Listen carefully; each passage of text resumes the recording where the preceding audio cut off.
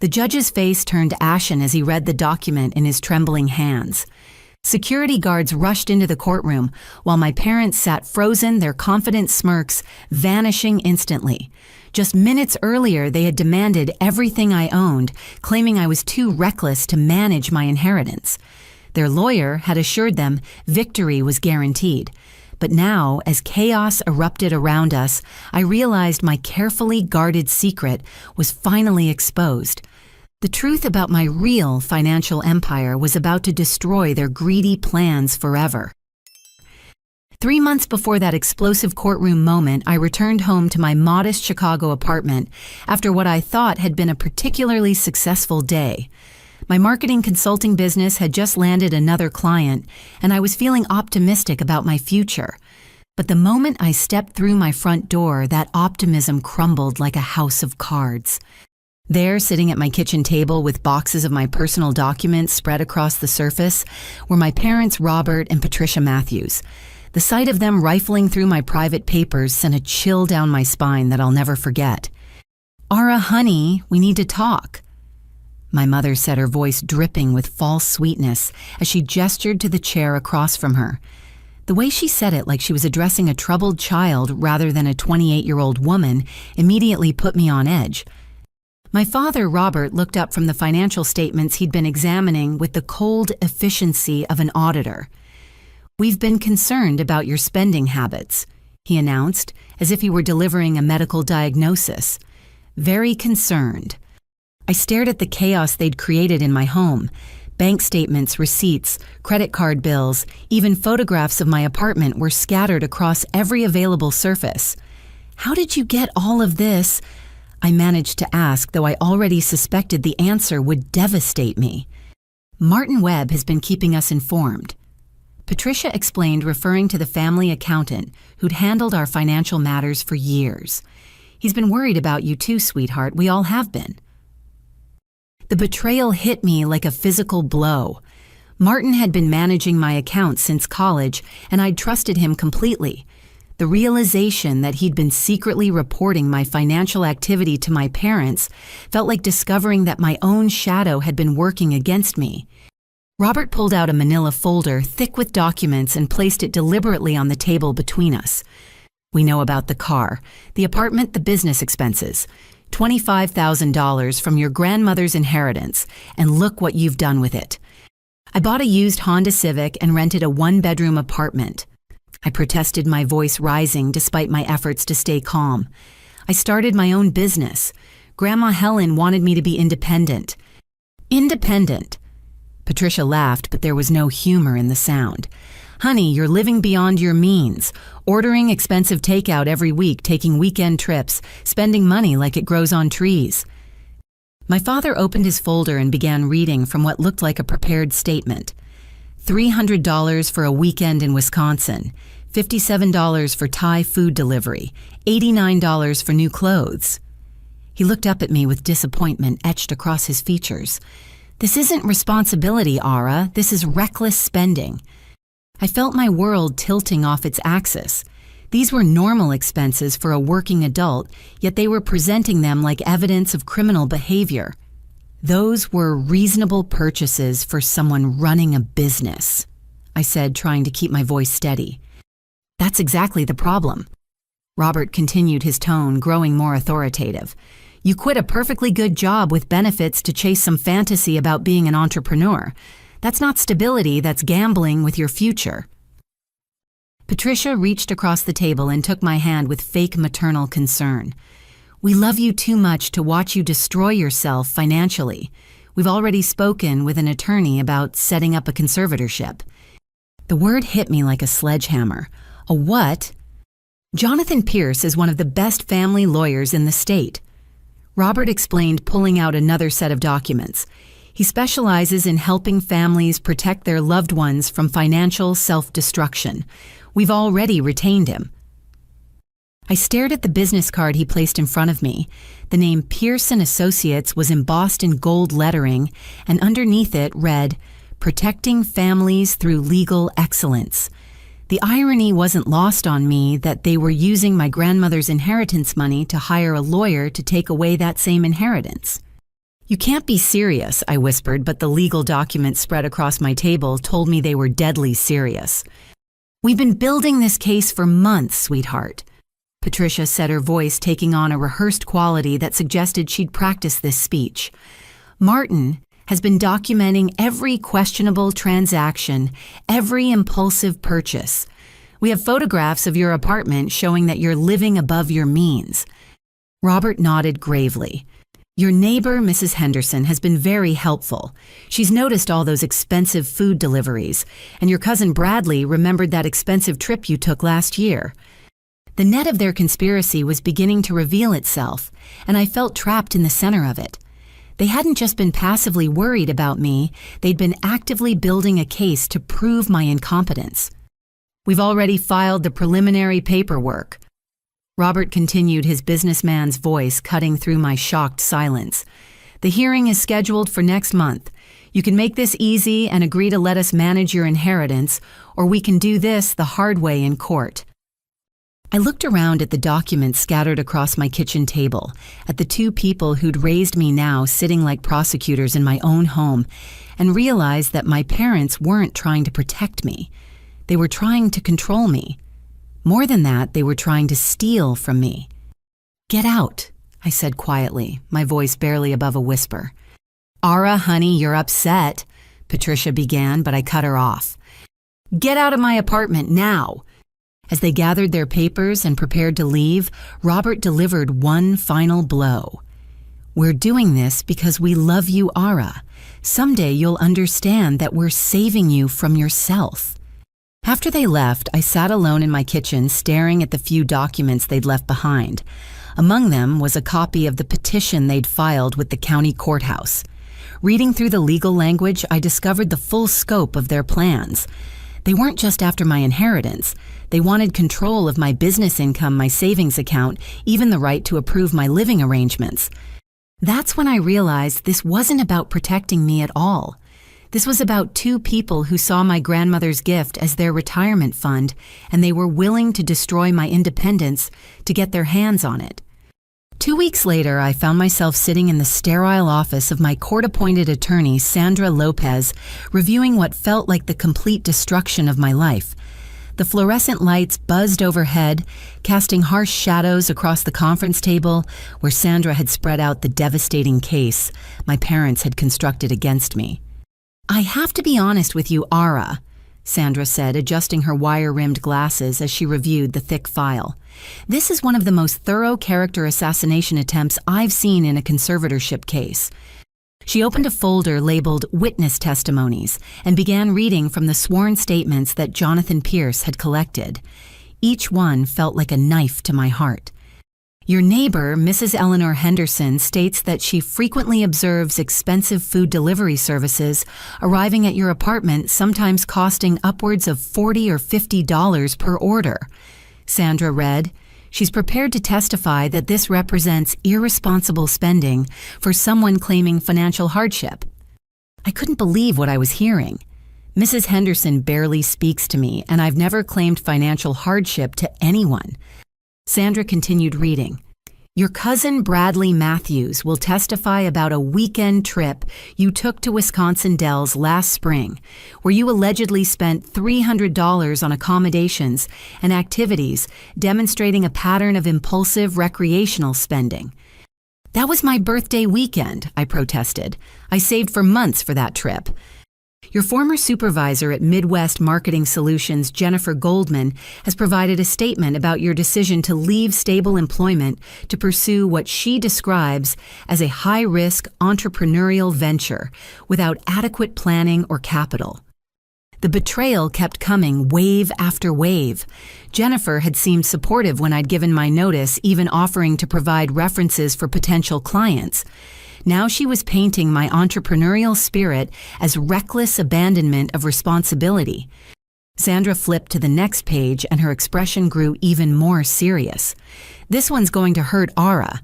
Your childhood friend Jessica Walsh has provided a sworn affidavit describing an incident where you borrowed $50 from her and allegedly forgot to repay it for 2 months." I felt the blood drain from my face. Jessica. But we've been friends since elementary school. I did pay her back. I was just going through a rough patch after I quit my job. Pierce has also gathered statements from several other family friends. Sandra continued, her voice growing more sympathetic as she saw the impact these revelations were having on me. Your parents have told them that you refuse to listen to family guidance, that you're living beyond your means, and that you've become susceptible to bad influences. I stared at the pile of documents, trying to process how my parents had managed to turn virtually everyone in my life against me. How is this possible? How did they get all these people to say these things? Sandra leaned back in her chair, her expression grim. From what I can see, your parents have been very systematic about this. They've approached each witness with their version of events, painting themselves as concerned family members trying to save their daughter from financial ruin. Most people don't want to get involved in family disputes, but when presented with what appears to be evidence of self-destructive behavior, they feel obligated to help. She showed me photocopies of my bank statements annotated with red ink, highlighting various transactions. They've marked every purchase they consider excessive or unnecessary. Restaurant meals, entertainment expenses, clothing purchases, even your gym membership. These are normal living expenses, I said, my voice rising with frustration. I know that, and you know that, but Pierce is going to present them as evidence of poor financial judgment, Sandra explained. He's particularly focused on your decision to start your own business. He's going to argue that leaving a stable job to pursue entrepreneurship demonstrates impulsive decision-making and inability to assess risk appropriately. Sandra pulled out another folder, this one labeled Financial Analysis. Martin Webb, your family accountant, has prepared a detailed report on your spending patterns. He's identified what he calls red flags in your financial behavior, including irregular income, variable monthly expenses, and what he describes as speculative business investments. The scope of the betrayal was becoming clearer. Martin hadn't just been passively monitoring my accounts. He'd been actively analyzing my financial data to build a case against me. Every transaction, every business expense, every normal part of adult financial life had been twisted into evidence of incompetence. There's more, Sandra said, her voice heavy with regret. Pierce has requested a psychological evaluation claiming that your financial behavior demonstrates underlying emotional instability that requires professional intervention. I felt like I was drowning in a sea of manufactured evidence and character assassination. What about the judge? Will he see through this? Sandra's expression didn't inspire confidence. Judge William Carter has been on the bench for 23 years, and he's known for being very conservative when it comes to family matters. He typically sides with what he perceives as concerned family members trying to protect vulnerable relatives. Pierce knows this, which is why he chose to file in Carter's jurisdiction. She opened yet another folder, revealing Pierce's legal strategy.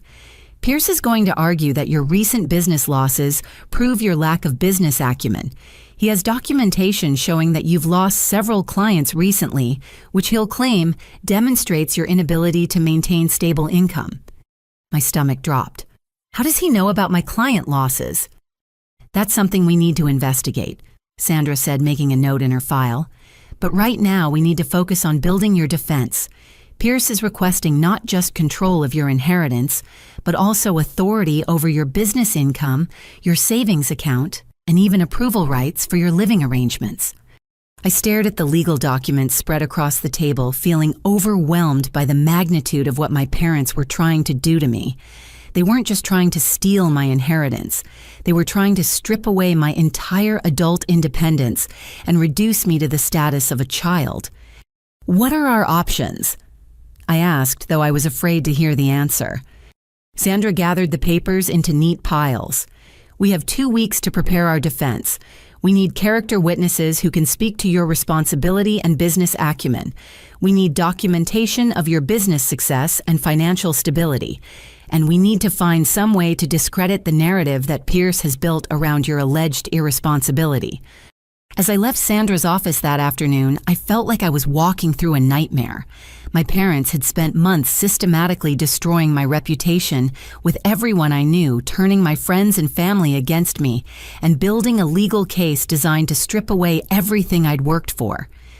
But as I drove home through the busy Chicago streets, watching normal people go about their normal lives, I realized something that gave me a spark of hope. My parents thought they knew everything about my financial situation, but they were wrong. They had no idea what I was really worth, and they had no idea how far I was willing to go to protect my independence.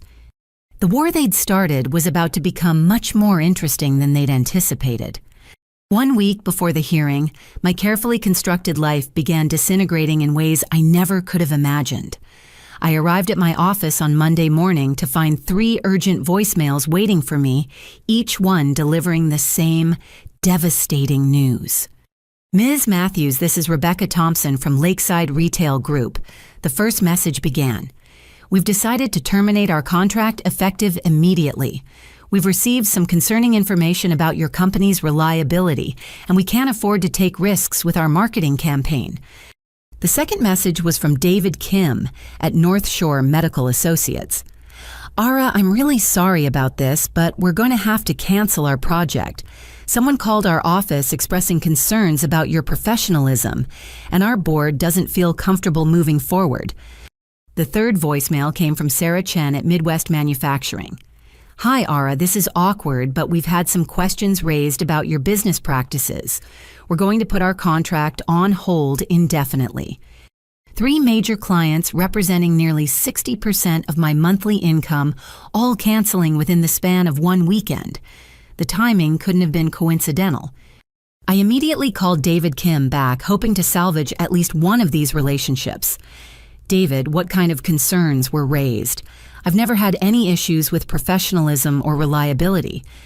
His voice was uncomfortable as he explained. Someone called claiming to be conducting a background check for a potential business partner. They asked a lot of questions about your stability, your business practices, whether we'd had any problems with you meeting deadlines or managing projects effectively. What did you tell them? I told them you'd been excellent to work with, David said. But then they started asking about rumors they'd heard about personal financial problems affecting your business operations. They seemed to know a lot of specific details about your company. A cold dread settled in my stomach. What kind of specific details? They knew about the project timeline for our account. They knew our contract value. They even knew about the presentation you'd given to our board last month. It was like they had inside information about our business relationship. After hanging up with David, I immediately drove to my bank to check on my business accounts. What I discovered there made my blood run cold. According to the account manager, Lisa Morrison, there had been several unauthorized access attempts over the past 2 weeks. Someone has been calling with requests for account information, Lisa explained, showing me the notation in my file. They claim to be authorized representatives conducting due diligence for a potential business merger. We didn't release any information, of course, but they seem to know quite a bit about your account activity already. What did they know? They mentioned specific deposits and withdrawals, almost like they were confirming information they already had rather than requesting new information. From the bank, I drove straight to my accountant's office, determined to get answers. David Chen had been managing my business books for 2 years, and I'd always trusted him completely. But when I walked into his office that afternoon, his guilty expression told me everything I needed to know. Ara, I need to explain something, he began before I even sat down. You've been giving my financial information to my parents, I said, cutting straight to the point. David looked down at his desk, unable to meet my eyes. They said they were concerned about your business stability. They showed me legal documents suggesting they might need to take over your financial affairs if you were having problems. So you just handed over my private business records. They had authorization forms, David protested weakly. The signatures looked legitimate, and they knew so much about your personal finances already that I assumed you'd given them permission. I demanded to see these authorization forms, and when David reluctantly produced them, I immediately saw the problem. The signatures were obviously forged, crude approximations of my handwriting that wouldn't have fooled anyone who looked carefully. David, these signatures are fake. How could you not see that? I'm not a handwriting expert, he said defensively. Your parents were very convincing. They said you were going through a difficult time and that they were trying to help stabilize your business before it failed completely. The picture was becoming clearer, and it was more sinister than I'd initially realized. My parents hadn't just been passively gathering evidence against me. They'd been actively sabotaging my business to create the very failure they were now using as proof of my incompetence. There's something else, David admitted reluctantly. A man named Marcus Thompson contacted me last week. He said he was a business consultant conducting an evaluation of your company's financial viability. He asked a lot of detailed questions about your revenue, your expenses, your client contracts. What did you tell him? I thought he was legitimate.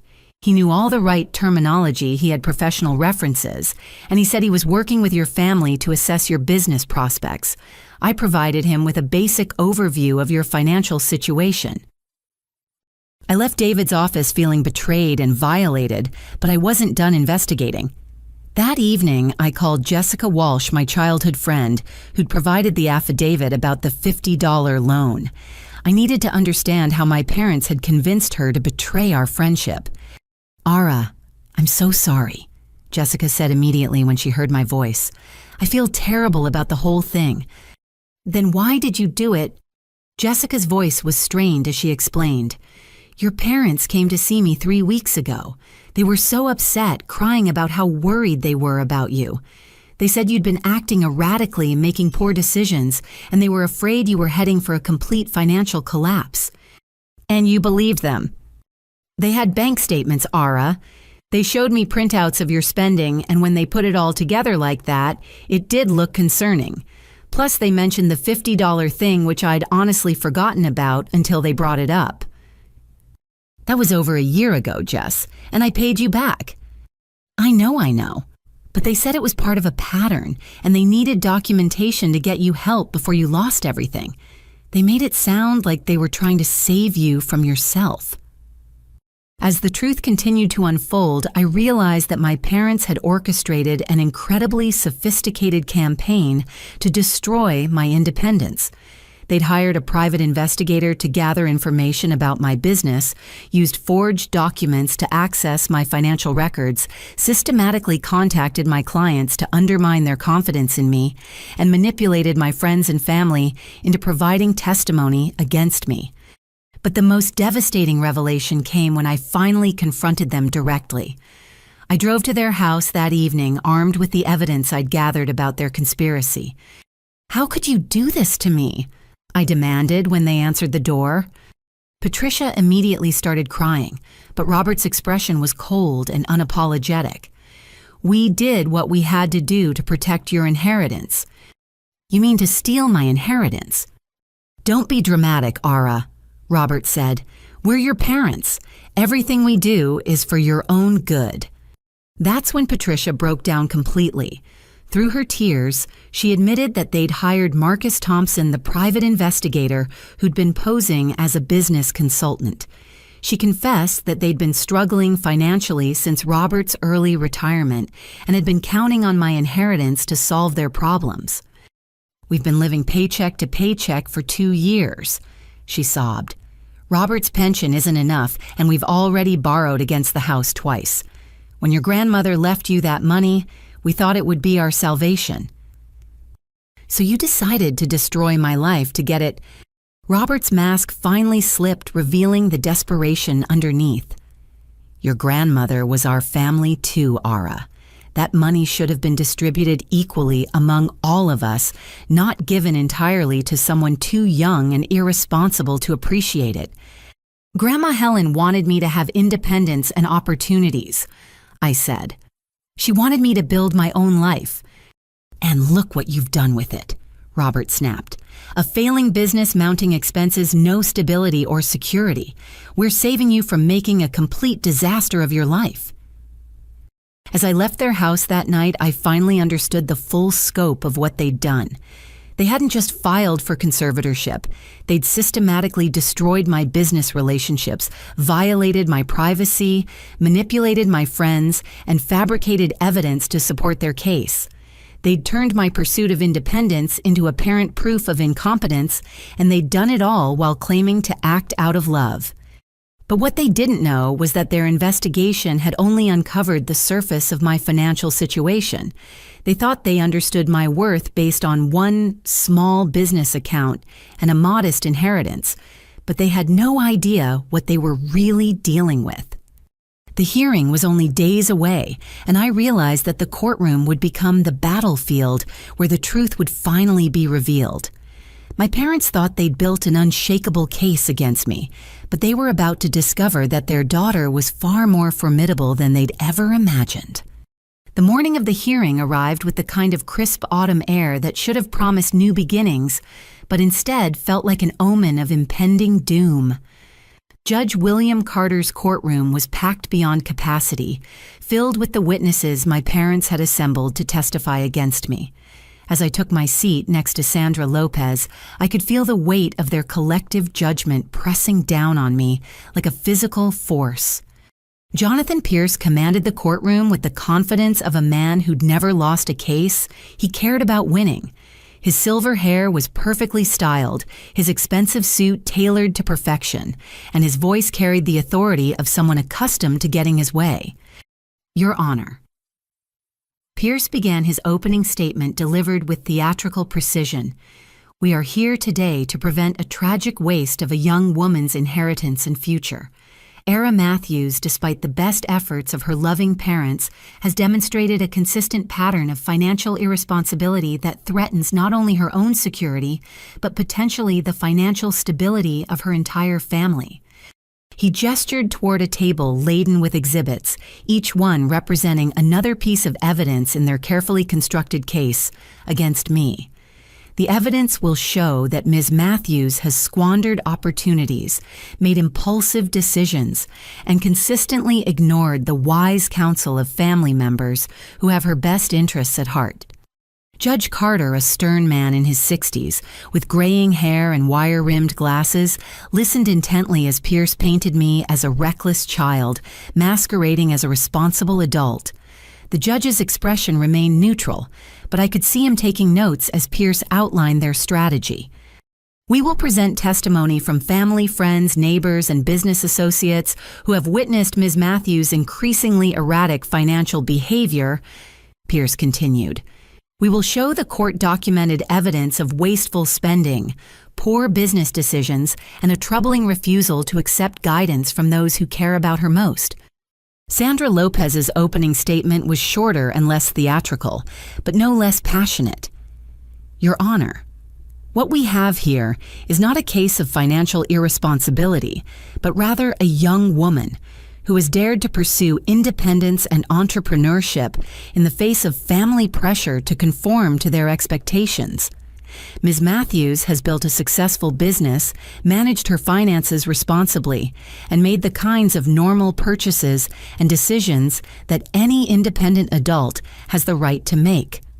But as the testimony began, it became clear that Pierce's theatrical confidence was well-founded.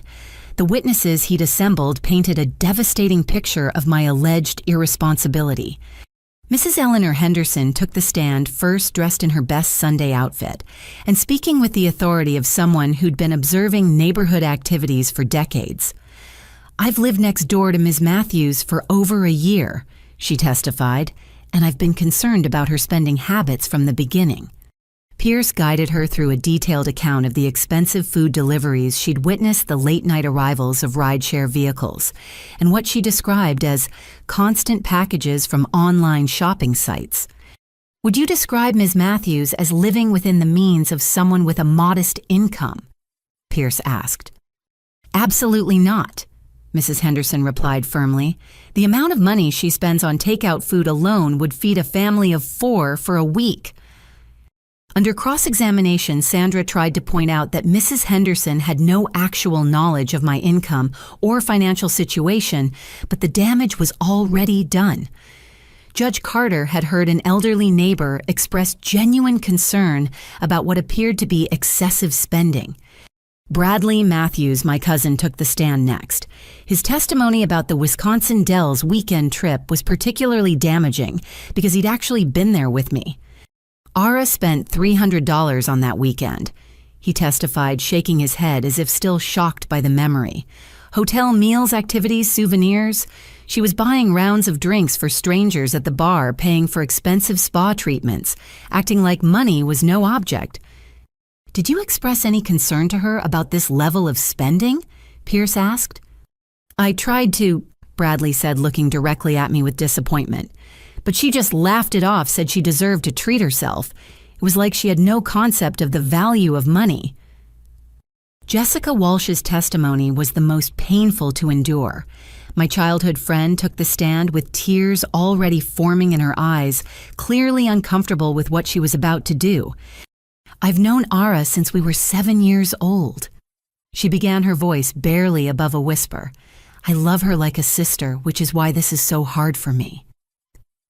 Pierce's questioning was gentle but thorough, as Jessica described the $50 loan incident, emphasizing how I'd forgotten about the debt for 2 months and only repaid it after she'd reminded me multiple times.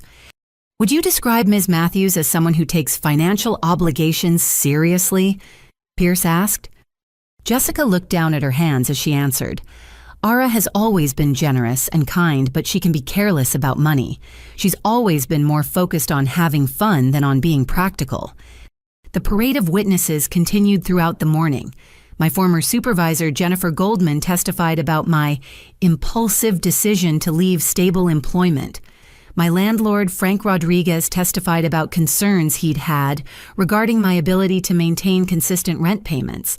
Even my gym owner, Maria Santos, had been contacted and persuaded to testify about what Pierce characterized as unnecessary luxury expenses. By the lunch recess, I felt like I was drowning in a sea of manufactured evidence and twisted perspectives. Every normal aspect of my adult life had been transformed into evidence of irresponsibility and poor judgment. The afternoon session began with Marcus Thompson taking the stand. Pierce introduced him as an independent business consultant who had evaluated my company's financial viability. Based on your analysis, Pierce asked, what is your professional opinion of Ms. Matthews' business acumen? Thompson, a man in his 40s, with the polished appearance of a professional expert witness, delivered his prepared testimony with devastating effectiveness. Ms. Matthews' business model is fundamentally unsustainable, he stated. Her client retention rate is poor, her overhead expenses are excessive, and her revenue projections are unrealistic. In my professional opinion, her business will fail within the next 12 months. Did you find evidence of sound financial planning or business strategy? None whatsoever, Thompson replied. Ms. Matthews appears to be operating on optimism rather than expertise, making decisions based on emotion rather than sound business principles. The most damaging testimony came when my parents themselves took the stand. Robert Matthews presented himself as a concerned father, desperate to save his daughter from financial ruin. Your Honor, he said, his voice heavy with parental anguish. Patricia and I have watched our daughter make one poor decision after another. We've tried to offer guidance, tried to share our decades of experience managing money and building security, but she refuses to listen. Pierce led Robert through a detailed account of my financial history, emphasizing every purchase or decision that could be characterized as impulsive or excessive. When Ms. Matthews quit her stable job to start a business, Pierce asked, "What was your reaction as her father?" "I was terrified," Robert admitted. She had no business experience, no capital reserves, no backup plan. It was like watching someone jump off a cliff and hope they could learn to fly on the way down. Patricia's testimony was even more emotionally manipulative. She took the stand weeping, describing her sleepless nights, worrying about my future, and her desperate attempts to reach me before it was too late. "I blame myself," she sobbed. "Maybe we were too permissive when Ara was younger. Maybe we didn't teach her the value of money properly. but I can't stand by and watch her destroy her life when I know we could help her if she'd just let us. Throughout their testimony, my parents presented themselves as loving family members, making enormous personal sacrifices to save their daughter from her own poor judgment. They painted a picture of a family crisis that required judicial intervention to prevent a complete disaster. When Sandra Lopez cross-examined my parents, she tried to expose the financial motivations behind their concern, but Robert and Patricia had prepared for these questions. Mr. Matthews, isn't it true that you and your wife are facing significant financial difficulties of your own? Sandra asked. We've had some challenges since my retirement, Robert admitted, but that has nothing to do with our concern for Era. If anything, our own experience with financial pressure makes us more aware of the dangers she's facing. And wouldn't gaining control of your daughter's inheritance help solve some of those financial challenges? Robert's expression turned to righteous indignation. How dare you suggest that we would exploit our own daughter for money? Everything we're doing is to protect her, not to benefit ourselves. By the end of the day, Pierce had painted a compelling picture of a loving family desperately trying to save their daughter from her own poor judgment. The weight of testimony against me felt overwhelming, and I could see that Judge Carter was increasingly convinced by their narrative. Sandra's defense focused on my constitutional rights and the lack of evidence for actual financial incompetence, but it felt weak against the mountain of character testimony Pierce had assembled. When court adjourned for the day, I knew we were losing badly. The judge's questions had grown increasingly skeptical of my ability to manage my own affairs, and Pierce's confidence was radiating through the courtroom like heat from a furnace. That evening, Sandra called me with devastating news. Ara, I have to be honest with you. Judge Carter is leaning heavily toward granting the conservatorship. The testimony today was very damaging, and we don't have enough evidence to counter their narrative effectively. What are our options? We can present character witnesses of our own tomorrow, but frankly, Pierce has done such a thorough job of discrediting you that I'm not sure it will be enough. Unless we can find some way to completely change the narrative of this case, you're going to lose everything. As I hung up the phone, I realized that my parents' strategy had been even more effective than I'd anticipated. They'd turned the courtroom into a theater where I was the villain, where my independence was portrayed as rebellion, and where their greed was disguised as love. But they'd made one crucial mistake in their planning. They thought they knew everything about my financial situation, but they'd only scratched the surface. Tomorrow, when I was forced to reveal the complete truth about my wealth, their carefully constructed narrative would collapse like a house of cards. The battle was far from over, and my parents were about to discover that their daughter was not the helpless victim they'd portrayed to the court. The second day of the hearing began with Judge Carter calling court to session, his expression grave, as he prepared to deliver what seemed like a foregone conclusion. The courtroom was even more packed than the previous day, with curious observers drawn by word that the Matthews family conservatorship case was approaching its dramatic conclusion. Before I render my decision, Judge Carter began, his voice carrying the weight of judicial authority. I want to state for the record that this case has presented some of the most compelling testimony I've heard regarding family financial concerns in my 23 years on the bench. I felt my heart sinking as the judge continued his preamble, clearly preparing to rule in favor of my parents. Sandra Lopez sat rigidly beside me, her jaw clenched, with the tension of knowing we were about to lose everything. The evidence presented by the petitioners, Judge Carter continued, demonstrates a troubling pattern of financial irresponsibility that could indeed justify judicial intervention to protect Ms. Matthews from further harm to her economic interests. Jonathan Pierce's triumphant smile was barely concealed as he listened to what sounded like a complete vindication of his strategy. My parents sat behind him, Robert's stern satisfaction and Patricia's tearful relief, painting the picture of concerned family members about to save their troubled daughter. Therefore, Judge Carter announced, I am prepared to grant temporary conservatorship to Robert and Patricia Matthews, effective immediately upon completion of the necessary paperwork. The words hit me like a physical blow. Despite everything Sandra and I had prepared, despite knowing the truth about my financial situation, I was about to lose my independence to two people who'd spent months systematically destroying my life to steal my inheritance. Ms. Matthews will surrender all bank cards, business account access, and residential keys within 24 hours of this order, the judge continued. Mr. and Mrs. Matthews will assume full financial responsibility for their daughter's welfare, including approval authority for all expenditures exceeding $50. The bailiffs were already moving toward our table, preparing to escort me from the courtroom as a newly declared incompetent adult.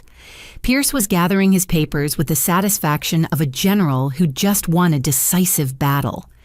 But then Sandra Lopez stood up so quickly that her chair scraped loudly against the floor. Your Honor, I request an emergency motion to present additional evidence before you sign the conservatorship order.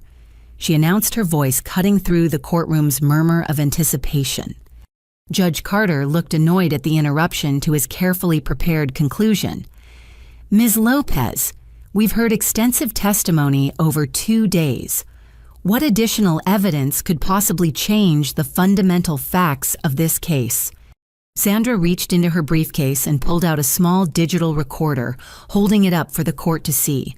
Your Honor, I have audio recordings that demonstrate fraud and conspiracy in the preparation of this case, evidence that the petitioners have knowingly presented false testimony and manufactured evidence to support their petition.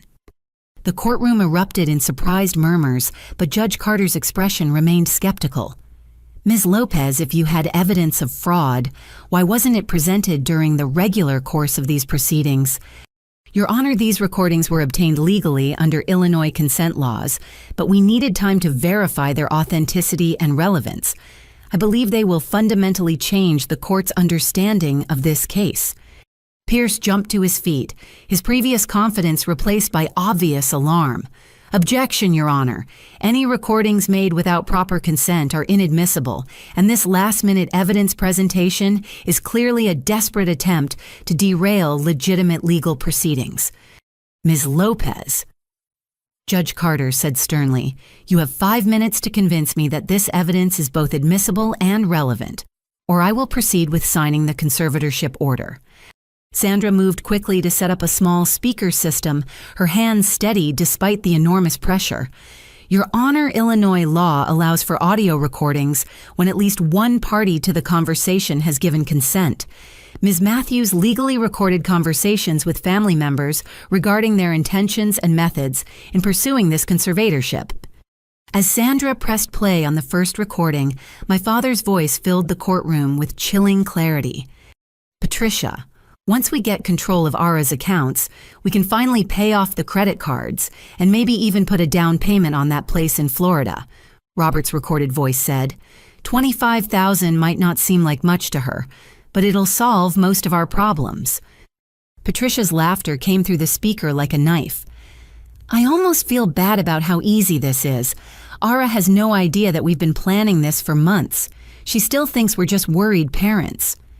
The courtroom fell silent except for the sound of my mother's recorded voice continuing, Martin's been so helpful with the financial documentation, and Marcus really knows how to make her business look unstable. By the time we're done, no judge will think she's capable of managing a lemonade stand. Judge Carter's expression had transformed completely. The confidence and certainty that had marked his demeanor moments before was replaced by growing alarm as the scope of the conspiracy became clear. Sandra played a second recording, this one featuring Robert giving instructions to Marcus Thompson. I don't care what her actual business performance looks like, Robert's voice said clearly. Your job is to find problems, create problems if necessary, and document everything in a way that makes her look incompetent. We're paying you to give us ammunition, not to conduct an honest evaluation. Thompson's voice responded with professional detachment. I understand completely, Mr. Matthews. I'll make sure her client losses look like a pattern of failure rather than external interference. The report will recommend immediate intervention to prevent further business deterioration. Pierce was on his feet again, his face red with anger and desperation. "Your Honor, these recordings could be completely fabricated. Without proper chain of custody, without verification of their authenticity, they're nothing more than elaborate fiction designed to—" Judge Carter cut him off with a sharp gesture. "Mr. Pierce, I suggest you listen carefully to the next recording before you continue making objections." Sandra played the third recording, and Pierce's own voice filled the courtroom. "Jessica, I know this is difficult," Pierce's recorded voice said, "but you need to emphasize any examples you can remember of Ara being careless with money. Even if you have to stretch the truth a little, we're talking about saving her from financial disaster. Sometimes we have to be creative with the facts to serve a greater good." Jessica Walsh's uncomfortable voice responded, "I don't know, Mr. Pierce. The $50 thing was such a minor incident, and she did pay me back. It feels wrong to make it sound worse than it was." "Trust me, Jessica. I've been practicing family law for 20 years. Sometimes family members have to make difficult decisions to protect the people they love. Your testimony could be the difference between Ara getting help and Ara losing everything." The silence in the courtroom was deafening. Judge Carter's face had gone pale as the full scope of the manipulation became clear. Sandra continued with a fourth recording, this one, capturing Robert bribing Mrs. Henderson. "Mrs. Henderson, we really appreciate you being willing to help us get Ara the assistance she needs," Robert's voice said. "This envelope contains $200 as compensation for your time and effort in testifying. We just need you to emphasize how excessive her spending appears from your observations." Mrs. Henderson's elderly voice responded, "I don't feel right taking money for this Mr. Matthews, and honestly, the girl seems perfectly nice to me. I don't really know anything about her finances." "That's exactly why your perspective is so valuable," Robert's voice continued.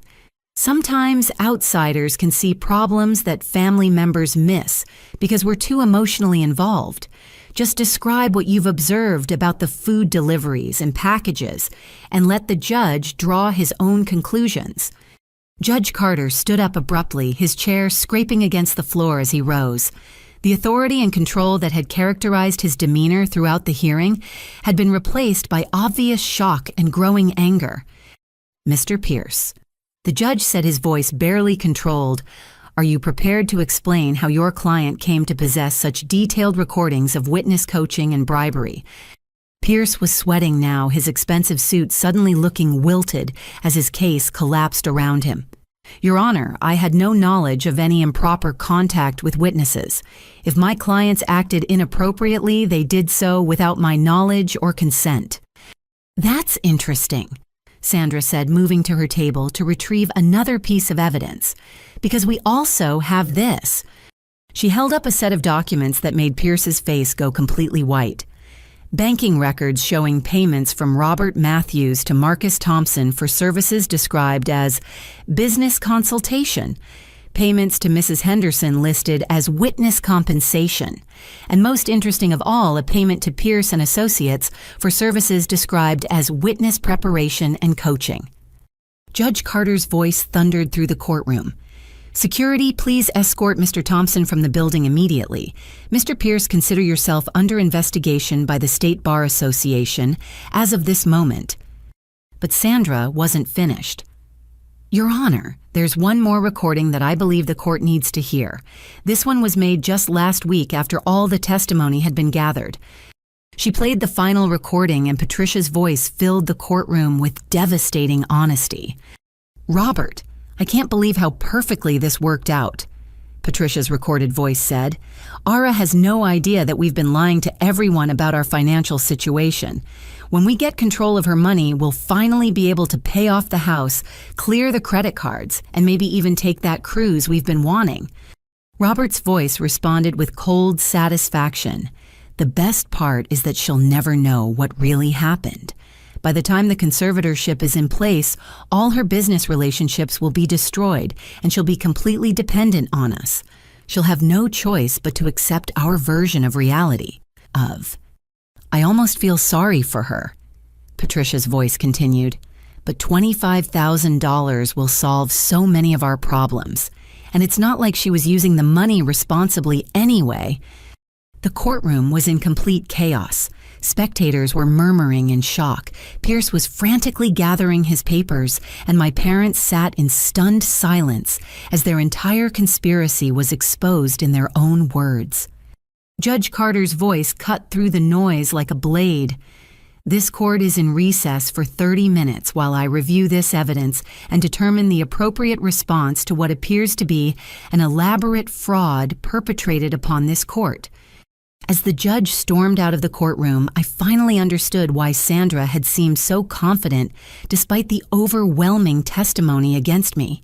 She'd known all along that we had the evidence to destroy their case completely. My parents' greed and arrogance had led them to create a detailed record of their own conspiracy, and now that conspiracy was about to destroy them instead of me. The tables hadn't just turned. They'd been completely overturned, and the truth was finally about to set me free. When Judge Carter returned to the courtroom 30 minutes later, his demeanor had transformed from that of a concerned family court judge to that of a criminal prosecutor who just uncovered a major conspiracy. His face was grim, his movements deliberate, and his voice carried an edge of barely controlled anger that made everyone in the courtroom sit up straighter. Before this court proceeds with any further business, Judge Carter announced, "I am ordering all parties to present complete and accurate financial statements under penalty of perjury. It has become clear that this case has been built on a foundation of lies and manipulation, and I intend to uncover the full truth before determining appropriate sanctions." Jonathan Pierce, his earlier confidence completely evaporated, attempted one last desperate objection. "Your Honor, the financial capacity of the petitioners is not relevant to the question of whether the respondent requires protective intervention." "Mr. Pierce." Judge Carter interrupted, his voice sharp as a whip. "Given that we have just heard recordings of your clients discussing their intention to steal their daughter's inheritance to pay their own debts, I would say their financial situation is extremely relevant. Now sit down and remain quiet unless I specifically ask you a question." Sandra Lopez approached the bench carrying a sealed manila envelope, her expression carefully neutral despite what I knew must be tremendous satisfaction at this moment. "Your Honor." Sandra said Ms. Matthews has been protecting certain financial information for security and privacy reasons, but given the circumstances of this case, she's now prepared to disclose her complete financial situation to the court. Judge Carter took the envelope with obvious curiosity. As he opened it and began reading the contents, his expression shifted from confusion to surprise to complete astonishment. I watched his eyes widen as he scanned the documents, then saw him flip back to the beginning and read them again as if unable to believe what he was seeing. "Ms. Matthews." The judge said slowly, his voice filled with bewilderment. "These documents indicate that your modest marketing consulting business is actually the parent company of a much larger enterprise. Is that correct?" "Yes, Your Honor," I replied, speaking publicly about my real financial situation for the first time. Matthews Digital Solutions operates as the holding company for several subsidiary businesses throughout the Midwest. Judge Carter continued reading, his amazement growing with each page. "According to these financial statements, your business has contracts with major corporations throughout Illinois, Wisconsin, and Indiana, with annual revenues exceeding $2.4 million. A collective gasp rose from the courtroom. My parents sat frozen in their seats, their faces reflecting the dawning realization that they had completely misjudged the scope of my success. "That's correct, Your Honor," I confirmed. "The small consulting office that my parents investigated represents only our local operations. Our primary headquarters is located in downtown Chicago, with satellite offices in Milwaukee and Indianapolis." Sandra handed the judge additional documents, each revelation more shocking than the last. "Your Honor, these property records show that Ms. Matthews owns 4 residential properties and 1 commercial building, including the structure that houses her main business operations. Judge Carter read aloud from the property records, his voice growing stronger with each address. A townhouse in Lincoln Park valued at $450,000. A lakefront cottage in Michigan worth $275,000. A rental property in Evanston generating monthly income of $3,200. And a commercial building in downtown Chicago valued at $1.2 million. The courtroom was silent except for the rustling of papers as Judge Carter continued examining my financial portfolio. When he reached the investment statements, his eyebrows rose so high they nearly disappeared beneath his hairline. Ms. Matthews, these investment accounts show liquid assets of $2.1 million in stocks, bonds, and money market funds. Is this accurate? Yes, Your Honor. I've been reinvesting the profits from my business operations for the past 5 years, building a diversified portfolio designed to ensure long-term financial security. My father looked like he was about to have a heart attack. The woman they'd been portraying as a financially irresponsible child who needed their guidance had just been revealed as someone worth nearly $4 million. But the revelations weren't finished. Sandra presented another folder to the judge, this one containing information that I'd hoped never to have to disclose publicly. Your Honor, these documents detail Ms. Matthews' charitable contributions and community investments, Sandra explained, information that she has kept private to avoid unwanted attention or solicitation. Judge Carter opened the folder and began reading with renewed amazement. Annual donations to the Chicago Children's Hospital totaling $65,000. Scholarship funds established at Roosevelt High School and the University of Illinois with total endowments of $120,000. Regular contributions to the Food Bank Homeless Shelter and Women's Crisis Center totaling another $40,000 annually. The judge looked up from the documents with an expression of complete bewilderment. Ms. Matthews, you've been giving away more money in charitable donations each year than most people earn in their entire careers. Yes, Your Honor. My grandmother taught me that wealth comes with responsibilities, and I've tried to use my success to help others in our community. Sandra then presented what she described as the final piece of the puzzle. Documents that would explain how my parents had so completely misjudged my financial situation. Your Honor, these bank records show that Ms. Matthews has been secretly supporting her parents' household expenses for the past 3 years, Sandra announced. Anonymous payments to their mortgage company, utility providers, and credit card companies totaling over $80,000. Judge Carter stared at the payment records in disbelief. You've been paying your parents' bills without them knowing it. Yes, Your Honor. When my father took early retirement, I discovered they were struggling financially. Rather than embarrass them by offering direct assistance, I arranged for anonymous payments through a third-party service. I wanted them to maintain their dignity while ensuring they didn't lose their home. The silence in the courtroom was deafening. My parents, who had spent months portraying themselves as concerned family members trying to save their irresponsible daughter, had just been revealed as recipients of her secret financial support. Patricia's face was buried in her hands, her shoulders shaking with what might have been sobs or laughter or complete nervous breakdown. Robert sat rigid in his chair, staring straight ahead, with the expression of a man watching his entire worldview collapse. Judge Carter returned to the financial statements, shaking his head as he absorbed the full scope of what had been revealed.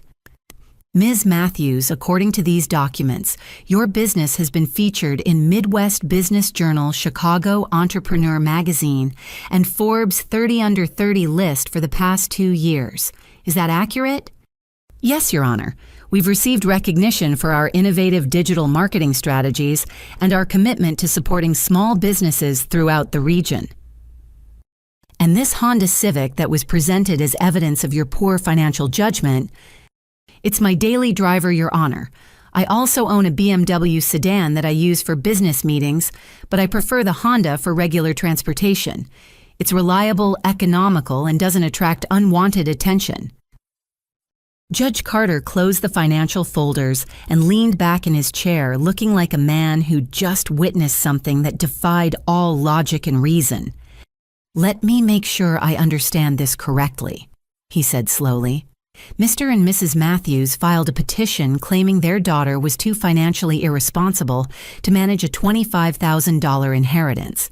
Meanwhile, this allegedly irresponsible daughter has built a multi-million-dollar business, Empire owns multiple properties, maintains extensive investment portfolios, contributes hundreds of thousands of dollars to charity, and has been secretly supporting her parents' household expenses for years.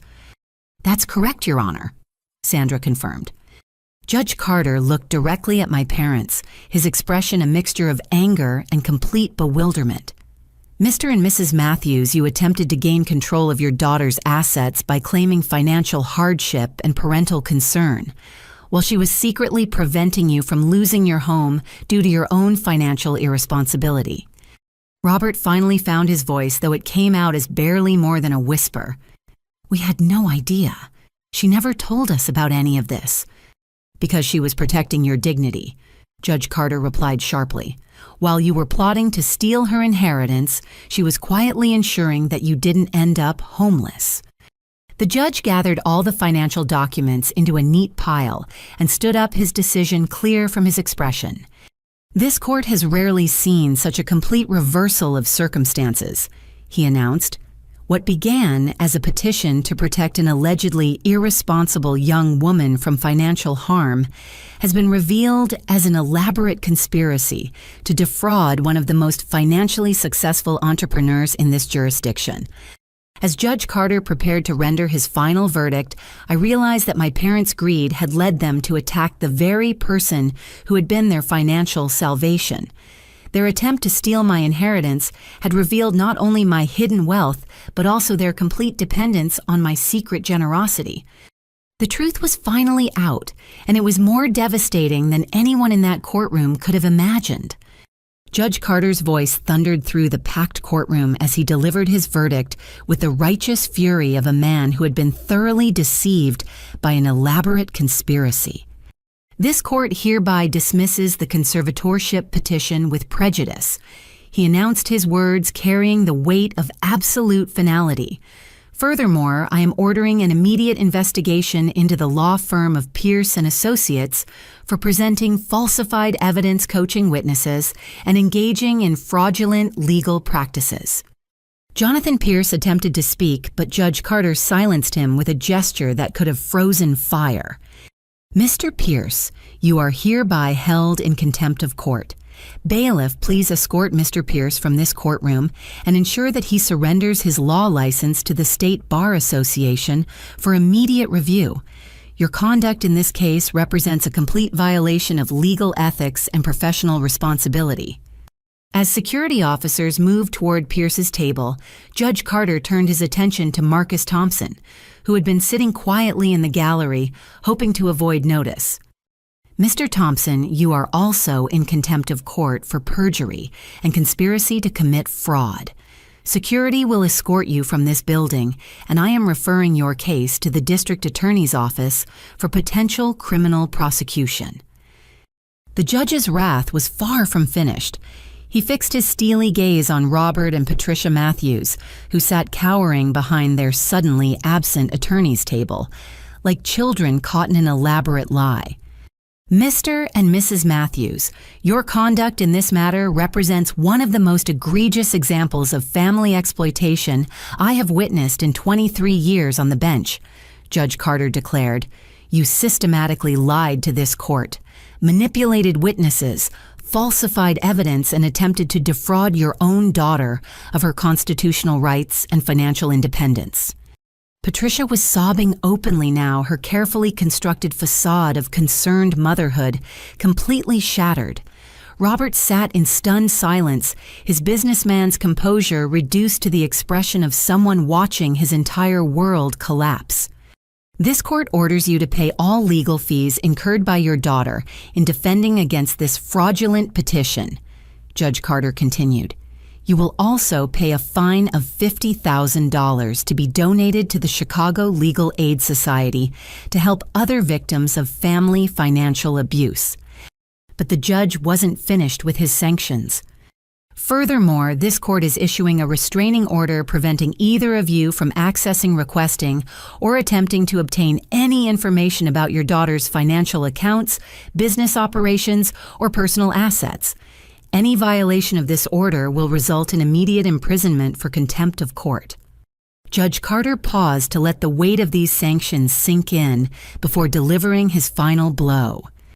Mr. and Mrs. Matthews, you are hereby ordered to attend financial counseling sessions twice weekly for the next 6 months to address your own debt crisis and destructive financial behaviors.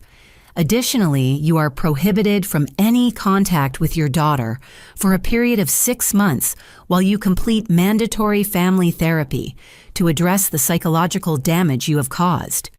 As the courtroom began to empty, several of the witnesses who had testified against me approached with expressions of shame and regret. Mrs. Henderson was the first to reach me, tears streaming down her elderly cheeks.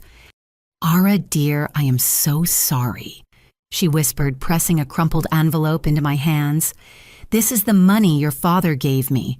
I should never have taken it, and I should never have said those things about you. You've always been a lovely neighbor." Jessica Walsh was next, her face red with embarrassment and guilt. "Ara, I don't know how to apologize for what I did. Pierce made it sound like I was helping save you from financial disaster. I had no idea they were trying to steal from you." Jess: "I said, putting my arm around my childhood friend, you were manipulated by people who are very good at manipulation. I don't blame you for being deceived." Bradley approached more hesitantly, clearly struggling with his own sense of guilt. "Cousin, I feel like an idiot. That Wisconsin trip was your birthday celebration, and you were just being generous. I should have seen what Uncle Robert and Aunt Patricia were really doing." One by one, the people my parents had manipulated into testifying against me came forward to apologize and ask for forgiveness. The scope of their deception was becoming clear to everyone who had been touched by it. David Kim: "My former accountant arrived at the courthouse as soon as he heard the news. Ara, I've closed your parents' access to all account information and implemented new security protocols. I'm also offering to work for free for the next year to make up for my role in this disaster." As we walked out of the courthouse that afternoon, Sandra Lopez looked both exhausted and triumphant. "In 30 years of family law practice, I've never seen anything quite like this," she told me. "Your parents didn't just underestimate your financial situation. They completely misjudged your character." Over the following weeks, the story of the Matthews family conservatorship case spread throughout Chicago's legal community and beyond. The reversal was so complete and the deception so elaborate that it became a cautionary tale about the dangers of family financial exploitation. But for me, the real work was just beginning. The traumatic experience had opened my eyes to a problem I'd never fully understood before: the vulnerability of successful young adults to family members who might exploit their achievements for personal gain. I used this newfound awareness to expand my business into an entirely new area. Matthews Digital Solutions launched a financial literacy and legal protection program specifically designed to help young entrepreneurs protect themselves from family exploitation. We partnered with legal aid organizations to provide pro bono services for people facing similar conservatorship abuse. Within 6 months, we had helped 17 families navigate attempted financial exploitation, prevented 4 fraudulent conservatorship petitions, and established a legal defense fund that has since assisted hundreds of young adults in protecting their financial independence. I also began speaking at conferences and universities about the importance of financial boundaries within families. My story resonated with audiences who had never considered that their own family members might pose a threat to their independence and success. The scholarship fund I established at Roosevelt High School was expanded to include a financial literacy component, teaching students not just how to manage money, but how to protect themselves from manipulation and exploitation, even from people who claim to love them. My relationship with my parents remained complicated and painful. The 6-month no-contact order gave us all time to process what had happened and begin the difficult work of understanding how our family had reached such a destructive point. When we finally met for our first supervised therapy session, the dynamic between us had fundamentally changed. They could no longer treat me like an irresponsible child who needed their guidance, and I could no longer pretend that their intentions toward me were purely benevolent. "We thought we were protecting you," Patricia said during one particularly difficult session. "We convinced ourselves that you were making mistakes that would hurt you in the long run.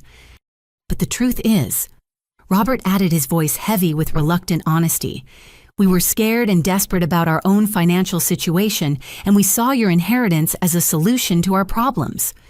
The therapy process was long and often painful, but it eventually led to a new understanding between us.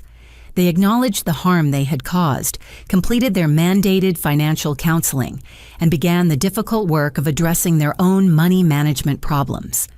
6 months after the hearing, I made a decision that surprised everyone, including myself. I offered to help my parents with their debt crisis, but only under specific conditions that would protect both of us from repeating the destructive patterns of the past. "I'll help you create a sustainable financial plan," I told them during a family meeting. "I'll provide resources for debt consolidation and financial education, but everything will be transparent, documented, and structured through legal agreements that protect all of our interests." The assistance I provided was not charity, but rather an investment in rebuilding our family relationship on a foundation of honesty and mutual respect. They would receive the help they needed to achieve financial stability, but only through a process that acknowledged my independence and their responsibility for their own choices. A year later, my parents had successfully completed their financial rehabilitation program. Their debt was manageable, their spending was under control, and their relationship with money had been fundamentally transformed through education and therapy. More importantly, our family relationship had been rebuilt on a foundation of truth rather than manipulation. They could finally see me as the successful adult I had become, rather than the child they wanted to control. The legal consequences of their actions continued to unfold over time. Jonathan Pierce lost his law license and faced criminal charges for fraud. Marcus Thompson was convicted of conspiracy and perjury, serving 9 months in prison and paying substantial fines. The State Bar Association used their case as an example of legal misconduct in continuing education programs for attorneys. But perhaps the most meaningful outcome was the protection we were able to provide for other families facing similar crises. The Matthews Legal Defense Fund has since prevented dozens of fraudulent conservatorships and helped establish new legal protections for young adults facing family financial exploitation. Looking back on that terrifying experience, I realized that my parents' attempt to destroy my independence actually led to the most meaningful expansion of my life's work. Their betrayal taught me that success creates responsibilities, not just to yourself and your community, but also to other people who might face similar challenges. The inheritance from my grandmother had indeed given me independence and opportunities exactly as she had intended. But the battle to protect that inheritance had given me something even more valuable: the knowledge that true security comes not from wealth alone, but from the strength to stand up for what's right, even when the people trying to harm you are the ones who claim to love you most. Today, when young entrepreneurs ask me for advice about protecting themselves from family exploitation, I always tell them the same thing: document everything. Trust your instincts and never let anyone convince you that their love for you justifies taking away your autonomy.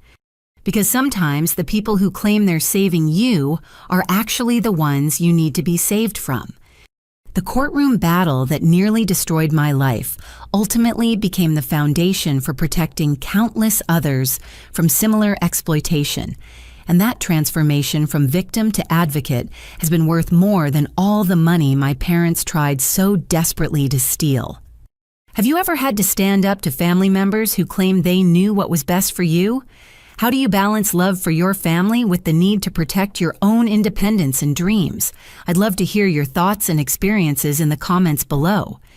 If this story resonated with you, please like this video and share it with others who might benefit from hearing about the importance of financial boundaries within families.